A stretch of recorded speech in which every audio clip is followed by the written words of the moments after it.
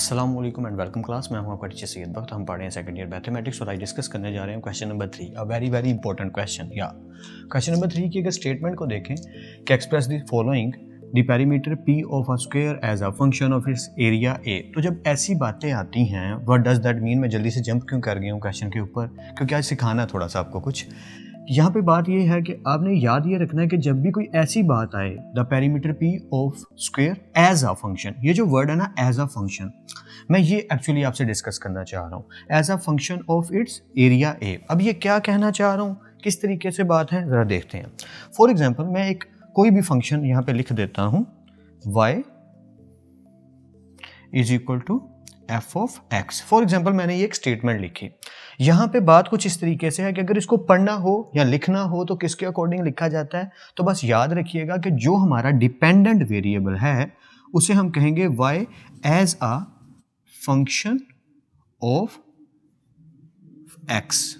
Alright guys, मैं फिर से रिपीट कर देता हूँ, पढ़ने का तरीका पहले सीखना है कि हम अगर कोई ऐसे फंक्शन लिखते हैं तो उसको पढ़ने का तरीकेकार क्या है कि हम उसको, जो हमारा डिपेंडेंट वेरिएबल है उसको एज ए फंक्शन ट्रीट करते हैं किसके, इंडिपेंडेंट वेरिएबल से। इसी तरह अगर कोई और वैल्यू लिख दे, फॉर एग्जांपल मैं यहाँ पे ऐसे लिख दूं कि s is equal to F of t, तो यहाँ पे जो s है हम लिखेंगे s as a function of t।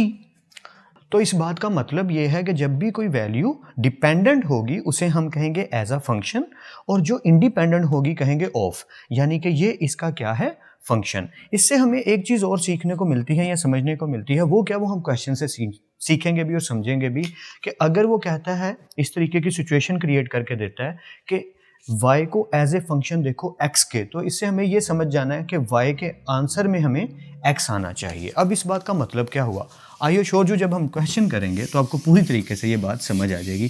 तो हम जल्दी से जंप करते हैं अपनी क्वेश्चन की स्टेटमेंट पे। देखो स्टेटमेंट क्या है, the perimeter p of a square. तो यहाँ से एक चीज़ तो क्लियर होगी, हमें फाइंड आउट क्या करना है, सबसे पहले स्क्वायर।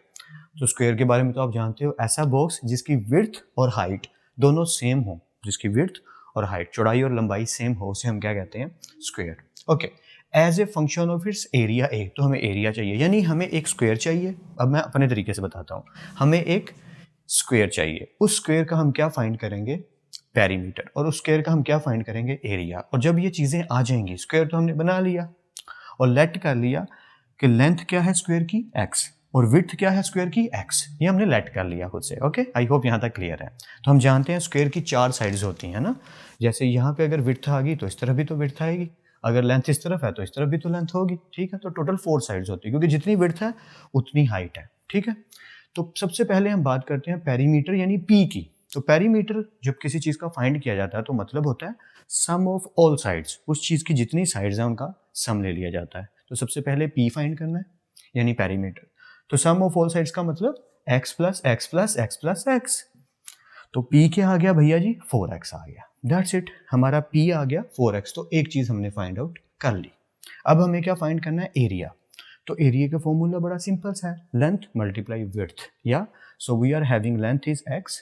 अभी हमने डिस्कस भी किया कि लेट कर लेते हैं, लेंथ क्या है x, और विड्थ भी क्या है x। तो लेंथ भी x आ गई और विड्थ भी x आ गई। जब हमने इनको मल्टीप्लाई किया तो ये आ गया x स्क्वायर, तो हमारे पास एरिया भी आ गया। तो p भी आ चुका भाई साहब, या और a भी आ चुका भाई साहब। तो ये दो चीज़ें रिक्वायर्ड थी फर्स्टली, जो हमने फाइंड कर ली। मैं रिपीट कर देता हूँ, उसने कहा द पेरीमीटर p, तो पेरीमीटर p हमें रिक्वायर्ड है, ये हमें निकालना पड़ेगा। ऑफ किस चीज़ का, स्क्वायर का। स्क्वायर हम जानते हैं क्या होता है, एज अ फंक्शन ऑफ। अब ये जो बात है ना एज अ फंक्शन ऑफ, इसकी बात अब हम बाद में करेंगे। ऑफ इट्स एरिया ए, यानी कि हमें एरिया भी चाहिए किसका, स्क्वायर का। तो वो कहना क्या चाह रहा है, पेरीमीटर p निकालो स्क्वायर का, निकाल दिया। एरिया ए निकालो किसका, स्क्वायर का, निकाल लिया। और अब क्या करो, p as A function of a। फिर से क्या बोला मैंने, मैं यहाँ लिख देता हूँ ताकि आपको क्लियरली समझ आ जाए मैं क्या कहना चाह रहा हूँ। ये स्टेटमेंट क्या कह रही है, ये स्टेटमेंट कह रही है p as a function of a, ये कहना चाह रही है। आई होप यू गेट कर पा रहे हैं आप कि वो क्या कहना चाह रहा है कि p को एज ए लेके आंसर निकाल के दिखाओ। तो हमें ये चीज़ समझ आ गई कि p को ऐसा लिखना है कि इस तरफ a लिखा हो, जैसे अभी हमने डिस्कस किया था ना कि y is equal to F of X. तो इसका मतलब y को as A function of x लिखना है। ऐसे ही p as A function of a का मतलब कि p को कुछ ऐसे लिखना है, p को कुछ ऐसे लिखना है कि इज इक्वल टू के उस तरफ x नहीं a आ रहा हो। थोड़ा थोड़ा समझ रहे हैं? जब तीनों पार्ट कर गए होंगे ना तो आप ज़्यादा समझ गए होंगे। ओके, अब अगर मैं इसको देखूं तो मेरे पास वैल्यू है X square is equal to A. अगर मैं स्क्वायर रूट लूँ दोनों जानिब तो x का आंसर आ जाएगा स्क्वायर रूट ए। आ गया ना x का आंसर। नाउ अब मैं क्या करूंगा, now as p is equal to, p क्या है 4x replacing the value, replacing x with x की वैल्यू क्या है स्क्वायर रूट ए, या put the value of x, अब ये भी कह सकते हैं। सो मैंने क्या किया, x की वैल्यू पुट कर दी जो कि क्या है स्क्वायर रूट ए। तो ये बन गया ना p as a function of a, बन गया कि नहीं, दिख रहा ही हो सो आपको p as a function of a, क्योंकि p जो है वो as A function of a अब शो हो रहा है, क्योंकि मैंने पहले बोला कि इज इक्वल टू के इस तरफ जो है वो as A function of is equal to के उस तरफ जो है उसके है, तो p as a function of that. I hope this is clear. Part number 2 की बात करें उससे पहले मैं सजेस्ट ये करूंगा आपको कि बेटर वे यही है कि आप इसको क्वेश्चन नंबर 1 को एक दफ़ा खुद से सॉल्व करो, बल्कि 2-3 बार सॉल्व करो, वीडियो को पॉज करो, 1 या 2 दफ़ा ज़रूर प्रैक्टिस करो यार, ताकि आपको अच्छे से प्रॉपर समझ आ गई हो कि मैं बात क्या कर रहा हूँ, ताकि मैं जब क्वेश्चन नंबर 2 करूँ तो मुझे ये भी श्योरिटी हो और आपको भी श्योरिटी हो कि हाँ यार 1 तो हमें पूरी तरह से अच्छे से समझ आ गया। बाकी कन्फ्यूजन तो दूर आस्ता आस्ता होती रहेगी, लेकिन जब स्टार्टिंग पे काम कर रहे हो ना तो प्रॉब्लम आती है। आई नो दैट, मैं भी स्टूडेंट रह चुका हूँ तो मैं समझता हूँ कि प्रॉब्लम थोड़ी बहुत तो ज़रूर आती है, तो it's not a big deal, सबको आती है। तो वीडियो को पीछे करके भी देख सकते हो, 2-3 बार देखो, इस क्वेश्चन को 1 या 2 दफ़ा ज़रूर सॉल्व करो अपने हाथ से, और मेरी ये वाली बात को अच्छे से समझ जाओ, फिर क्वेश्चन नंबर 2 पे जंप करो, ठीक है, क्योंकि मैं तो करवाने ही लगा हूँ। Okay, question number 2, the area A of a circle. यहाँ पे जो बातें होती जा रही हैं हम उनको साथ साथ डिस्कस करते जाएंगे। द एरिया ए, तो एरिया के लिए ए आ गया, of a circle as A function of its circumference C. तो ये 2 चीज़ें आ गई फिर से। एरिया ए है तो हमें एरिया भी फाइंड करना होगा, ठीक है, एक चीज़ होगी, हमें एरिया ए फाइंड करना है। फिर ऑफ अ सर्कल, तो सर्कल जैसे यहाँ पे हमें स्क्वायर बताया गया था, वहाँ पे एक सर्कल बताया जा रहा है as a function of its circumference C. तो इससे ये चीज़ तो समझ आ गई कि A is a function of C. देखो ना, एरिया ए सर्कल का as a function of its circumference C, यानी कि A is a function of C. तो मैं यहाँ पे स्टेटमेंट खुद से लिख सकता हूँ, ए as a function of C. तो यहाँ पे हम यही चाह रहे हैं कि ए का जो फाइनल आंसर आए उसमें सी जाहिर हो रहा हो। वह कैसे होगा, कैसे करेंगे जरा देखते हैं। सबसे पहला स्टेप, या एक एक करके चलते हैं। सबसे पहले हमें एरिया चाहिए किसका, सर्कल का, तो फॉर्मूला याद होगा, एरिया ऑफ अ सर्कल क्या होता है, जिसको मैं ए से डिनोट कर रहा हूँ, एरिया ऑफ सर्कल होता है पाई आर स्क्वायर। तो वो सर्कल की मैंने एक रफ सी शेप बना दी, आई होप आपको समझ आ रही होगी, या ठीक है। तो एरिया ऑफ सर्कल होता है पाई आर स्क्वायर, एक चीज़ आ गई, एरिया आ गया। अब दूसरी चीज़ क्या चाहिए, सर्कमफ्रेंस। सर्कमफ्रेंस तो आप समझते हो ना, ठीक है, क्योंकि अभी टाइम नहीं है उन चीज़ों को डिस्कस करने का, ईजी है। सर्कमफ्रेंस ऑफ सर्कल जिसको सी से डिनोट किया जा रहा है वो हो गया 2 पाई आर। तो ये 2 चीज़ें रिक्वायर्ड थी, एरिया ऑफ ए यानी area of circle which is denoted by A that is pi R square, and the circumference of circle which is denoted by C is equal to 2 pi R. अब बात आती है A as a function of C, हमें A को as ए C answer में लिखना है, but हमारे पास ए क्या है, पाई आर स्क्वायर, हमारे पास ए क्या है, पाई आर का स्क्वायर। तो अब मैं क्या ऐसा करूं कि यहाँ पे c आ जाए, यानी कि इज इक्वल टू के दूसरी तरफ c आ जाए। तो बड़ा सिंपल सा तरीका है, मैं c की वैल्यू टेक करूँगा और देखूंगा क्या चाहिए r, तो मैं r को अलग कर लेता हूँ, देखो ना r उधर ही रहा और 2 पाई इधर आगे डिवाइड हो गया। It's quite simple. फिर से मुझे लिखना है a as A function of c, यानी कि मुझे a is equal to pi R square लिखा। अब मुझे कुछ ऐसा करना है कि इस तरफ c आ जाए, समझ रहे हैं ना बात को, हाँ। तो मैंने ये देखा कि c का आंसर है c is equal to 2 pi R, तो मैं इसमें से अगर r की वैल्यू निकाल के इसमें पुट कर दूं तो c आ जाएगा, तो वही किया।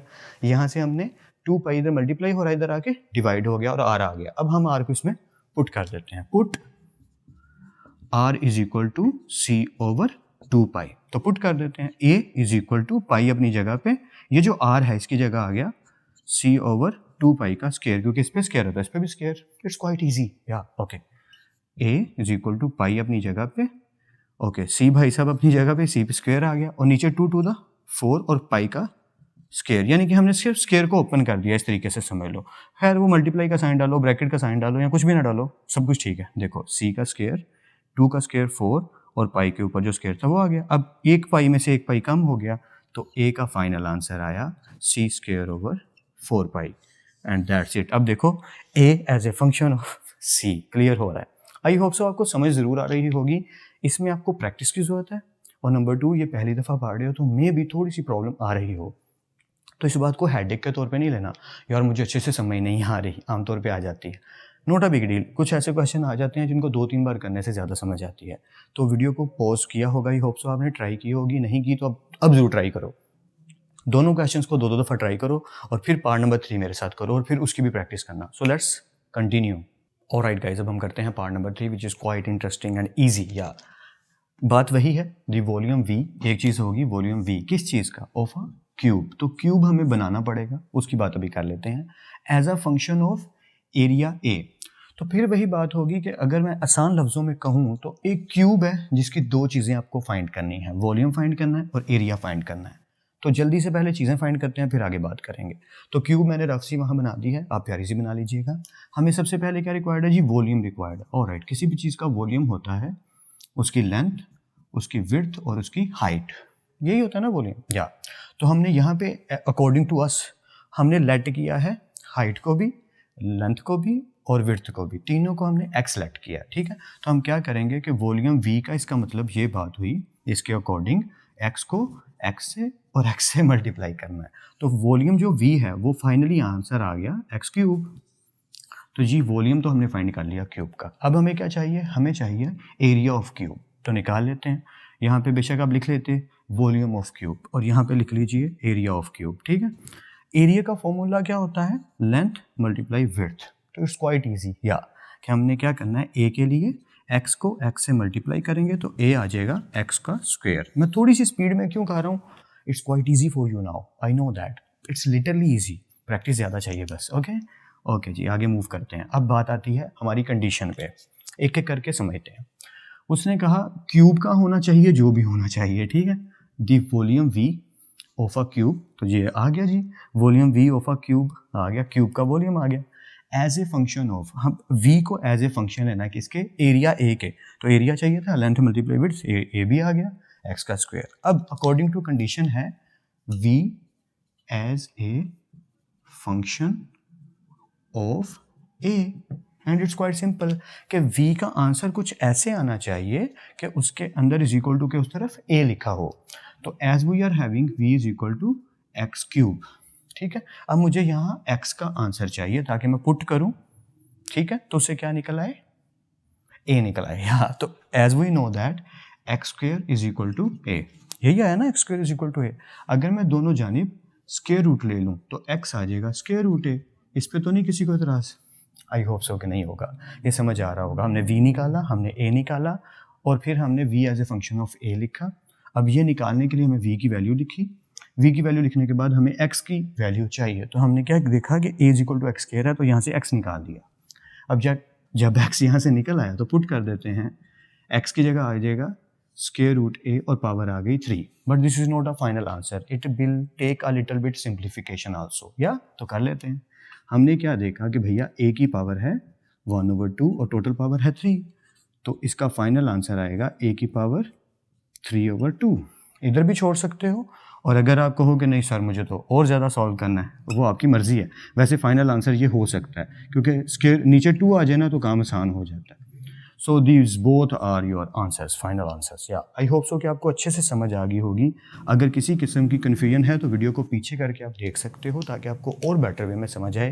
प्रैक्टिस करना आपके लिए बहुत ज़रूरी है, प्रैक्टिस से ही मैथ बेटर होता है। Practice makes man perfect, but practice makes humans perfect ना, क्योंकि मैन नहीं, फीमेल भी होती हैं, मेल्स भी होते हैं। तो आई होप सो कि आपको पूरी बात अच्छे से समझ आ गई होगी। इसकी प्रैक्टिस ज़रूर कर लीजिएगा, और बस दूसरों को भी सिखाइए जो कुछ आपको आता है। फिर मिलते हैं नेक्स्ट लेक्चर में, तब तक अपना और अपने घर वालों का बहुत ख्याल रखिएगा। खुदा आप सबको बेहद खुश रखिए और बहुत कामयाब करे। खूब मेहनत करते रहिए लेकिन स्मार्ट वर्क के साथ। अल्लाह हाफिज़ क्लास।